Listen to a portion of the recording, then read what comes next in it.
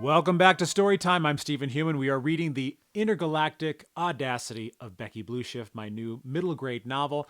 We've been reading through the entire thing, one episode a day, and we are coming up on the end. We only have a couple left, so I hope you guys have enjoyed it. You can get the paperback and the ebook at stephenhuman.com, so feel free to check it out. Until then, let's go ahead and move on to episode 16, Adults Are the Worst. "You crashed the ship?" Governor Peppercorn asked as he rubbed his forehead with his fingers.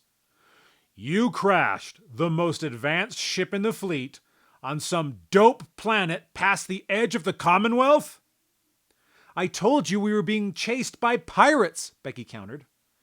She, Edison, and Ben sat across from Peppercorn in his large office on the ACF Treasusen. A white desk filled the space between the officer and his charges, covered in photos of Peppercorn with dignitaries from different alien races. Behind him, large windows looked out on the planet Trilon with its colorful atmosphere and billowing clouds almost touching the stars. Several ships flew by before jumping to underspace in rainbow flashes of light. Two android bodyguards stood behind the governor, each with a single round eye filling up most of their metal faces. They stood completely still, but would protect their leader with robotic strength and speed, if needed. "Yes, Nostrellus," Peppercorn nodded. "So you said. That makes things worse, Becky. If the pirate clans are after Blitzer's underspace device, you're definitely not safe to continue. This entire thing has gotten out of hand." Edison sat forward. "Sir, if I may, we found the first three elements and the projector. No one has been able to do that, not even our parents."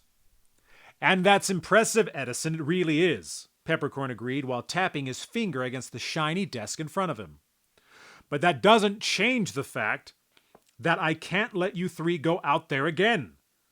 Just from what you've told me, it sounds like you almost died a dozen times and nearly destroyed the most important ship in the galaxy. All the knowledge your parents have gathered over the years, all the inventions, everything is on the Loveless. It was foolish of me to let you take it in the first place, but again, I didn't believe you would get into quite this much trouble. Considering who your parents are, I probably should have." "You can't take the ship," Ben protested. "That's my mom and dad's ship. And Edison's mom and dad's." "You forget that I helped them build it," Peppercorn added. "But now we know where the rest of the elements are," Becky said. "You can send an exploratory crew with us and it will be safer now." Peppercorn shook his head. "I can't spare a crew even if I wanted to send you out again. We have some anomalies in the adjacent quadrant that has the Council on alert. You have to remember, the Regents don't believe your parents can be saved, and they feel Blitzer's original experiments were horrifically dangerous. He blew up Earth's moon, for Pete's sake. They didn't want your parents holding open a doorway to underspace, and they definitely don't want a couple kids doing it either. The decision has already been made. I'm sorry." Becky crossed her arms, eyes focused on the governor. "Nostrellus mentioned he heard the only reason you let us go in the first place was so that you could legally take the Loveless away from us." Back straightening, Peppercorn sat forward. "I'm not a thief trying to take Nitro's ship." "But you are taking it," Edison argued. "The regional parliament wasn't happy I let you go at all after your parents' disappearance," Peppercorn continued.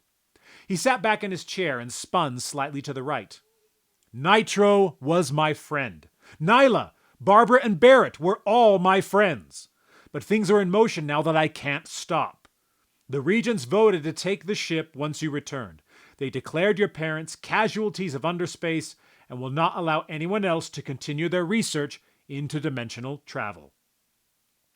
A boom echoed through the office as Becky stood and slammed her hand against the desk.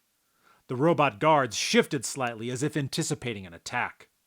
"You can't abandon our parents," she yelled. "They wouldn't have abandoned you. In fact, they told me about that time you were with them on New Cameroon and you got captured. They didn't leave you behind, Governor." "No, they didn't," Peppercorn admitted. "Even so, I don't have the votes to override the regents. I'm sorry, guys, I really am. But you're too young and it's too dangerous. I'm sorry. Our parents were the same age as we are when they started adventuring, Edison said, folding his arms. It doesn't matter, it's done, Peppercorn stated firmly. He snapped his finger at one of his robot protectors. I won't put your kids in any more danger or anyone else in harm's way again. Guard Unit 204. Yes, Governor Peppercorn, the android said in its digitized but friendly voice. A light around its eye lit up as it spoke. The robot reminded Becky of Ada with its eternally cheerful tone. Guard Unit 204, please take these three to guest quarters here on the Trijusen, Peppercorn commanded. He looked back at Becky. Tomorrow they will meet with the Science Board to determine what branch of society they can best serve. Their schooling will restart at that time. They're probably hungry too, so we should get them something to eat as well. Becky seethed inside. After everything they'd accomplished so far, these grown-ups who didn't have the courage to even try and save her and Edison's parents were now just going to step in and say no, like they could do whatever they wanted. They would take all the Nobel and Blueshift research and inventions without so much as a thank you. It's not right, Becky breathed. It's not right. Our parents are alive, and we're so close to being able to save them. Doesn't that matter? Unit 204, Peppercorn said, as if Becky hadn't spoken. Escort them out, please. Unable to comply, the android stated with the jovial tone of a commercial announcer. Why not, Unit 204? Peppercorn asked while rubbing the bridge of his nose. I am currently designated to protect Governor Silas Peppercorn of the Centauri Fleet, the android answered, as if it were a silly question. I cannot deviate from my current parameters without a command authorization code. Oh, for crying out loud, Peppercorn breathed. Command code override. Peppercorn 042478. Command code accepted, Unit 204 agreed. He walked around the desk and motioned toward the door. Please, follow me, children. Edison stood next to Becky and bowed his head as if defeated. Ben folded his arms in defiance. Let's go, guys, Becky said. Get up, Ben. We'll figure something out. Again, Peppercorn added, I am sorry. If I could help save your parents, I would. But I just can't. My hands are tied. Turning without looking back, Becky made her way toward the door, followed by Edison, a petulant Ben, and the joyful robot. The door opened on a white hallway filled with people scurrying from one important duty to the next. One Pandorian woman with an insect face and a long, proboscis-like mouth wore a green dress and orange tie. She carried an electronic tablet and shouted about needing signatures. An overweight human man, wearing high-heeled shoes and a gray officer's uniform, waddled along, barking orders to a group of followers, scribbling notes into holographic pads. Everyone seemed to think they were so important by how they pushed each other aside and took up as much space as possible. This way, children, Unit 204 stated happily while motioning to the right. Guest quarters are one level down. I'll take you there. Are you hungry? I can bring you some recycled food-like substance from the commissary. Edison stuck his tongue out with a distasteful expression on his face. Ugh, no thank you. I'll take some, Ben said, jumping forward. I don't mind recycled food as long as it's got plenty of pepper on it. I'll add pepper, small, blonde-haired young man, 204 stated jovially. They followed the robot to the magnetic elevators and descended to the lower guest levels. The hallways looked exactly the same as they exited the lift, except fewer people roamed this corridor. A Cancunian man with red lobster claw hands walked past them, talking to a holographic projection of an Illusian woman made out of sentient mist. He told her he loved her and stepped onto the elevator. Down the hall, a craniumptum woman with a large exposed brain on the top of her head pressed her hand to a security screen next to a door and then walked inside her quarters.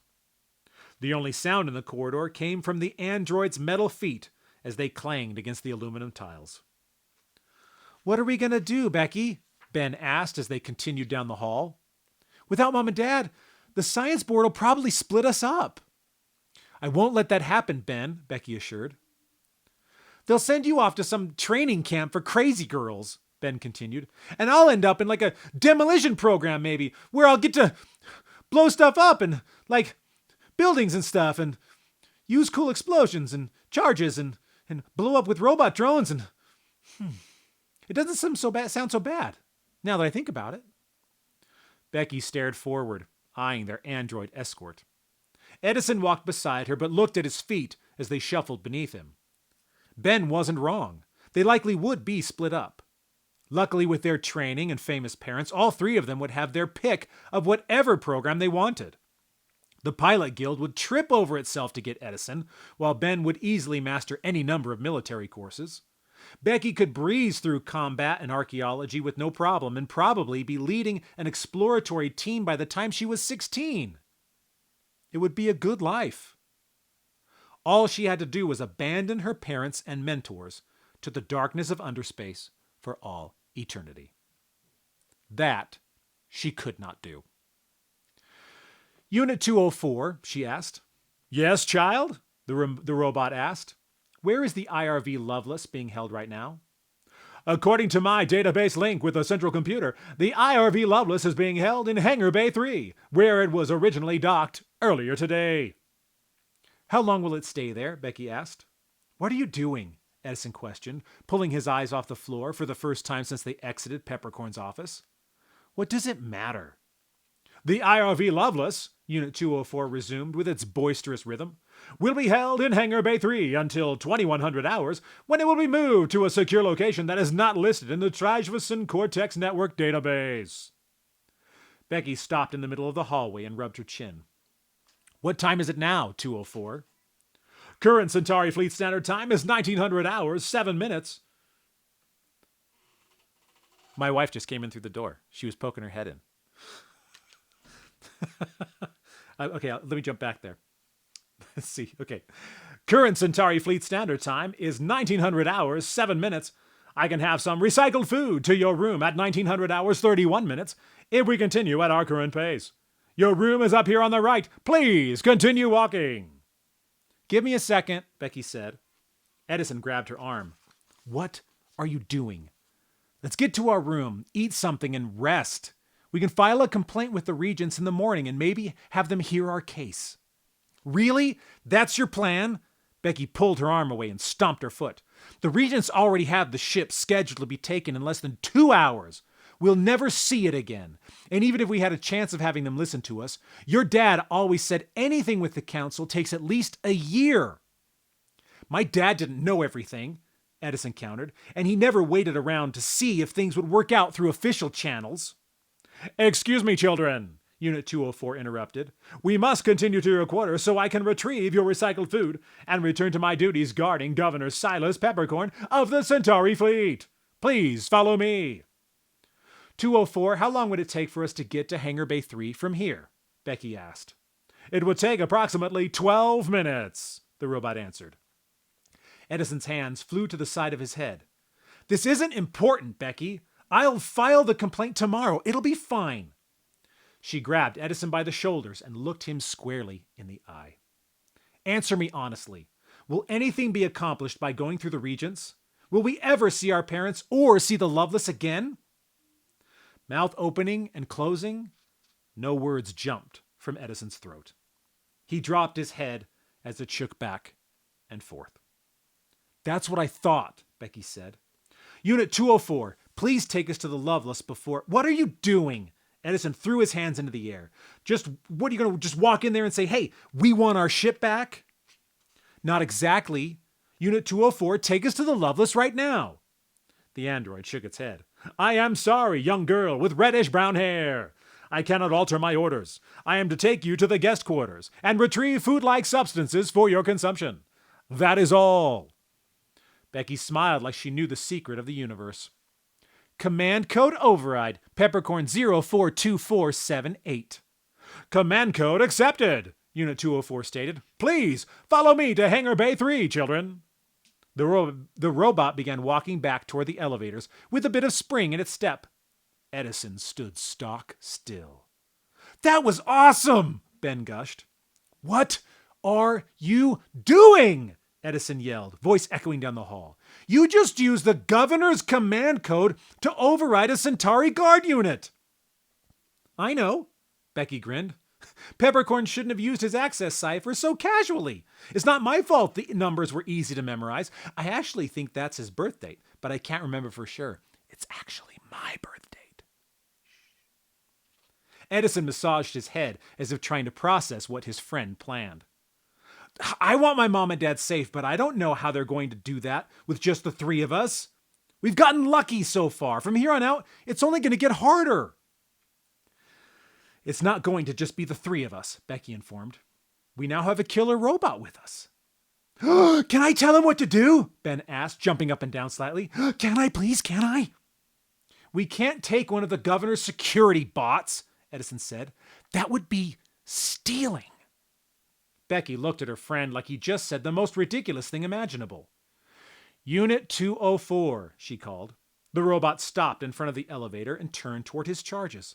Yes, young girl with reddish-brown hair. What are your command parameters? To serve members of the Centauri fleet in whatever capacity I am ordered. And whose orders do you follow? Becky grinned.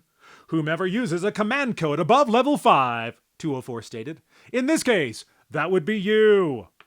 See, Becky said, smacking Edison's shoulder. No stealing. We are members of the Centauri fleet, and we have a command code above level 5. We'll be borrowing him. Edison's eyes tightened. That's a technicality. He wants to come with us, Ben said while pointing at the android. I want him to come with us anyway. Robots don't want anything, Edison informed, fists holding tight at his side. Becky started walking toward 204. We'll see about that. Unit 204, do you want to come with us? My desires are irrelevant, the robot replied. Not anymore, Becky said. I order you to tell us what you want right now. 204 stood completely still, as if thinking about the order. If your command is for me to state my desire, I would require my sentiment protocols to be accessed and updated. Fine, update them, Becky said. Updating. After a few seconds, Unit 204 twitched its fingers, shoulders dropping slightly, as if suddenly relaxed. So, do you want to go with us? Becky asked. I want to go with you. Turning triumphantly, Becky waved for Edison and Ben to follow. There you go, Edison. 204 wants to go with us. Edison rubbed his forehead as if trying to push away a migraine. I don't believe this. Children, are we going to Hangar Bay 3 as ordered? The Unit 204 asked. Yes, we are, Becky confirmed. We're stealing back our ship. And that is the end of episode 16. Tomorrow, we have the last episode, episode 17, Grand Theft Loveless. So, I hope we'll all shed a tear at that point. If you want to pick up the book for yourself and for your family, it is available at stephenhuman.com. And if you've missed any previous episodes, feel free to check out here on social media or on YouTube.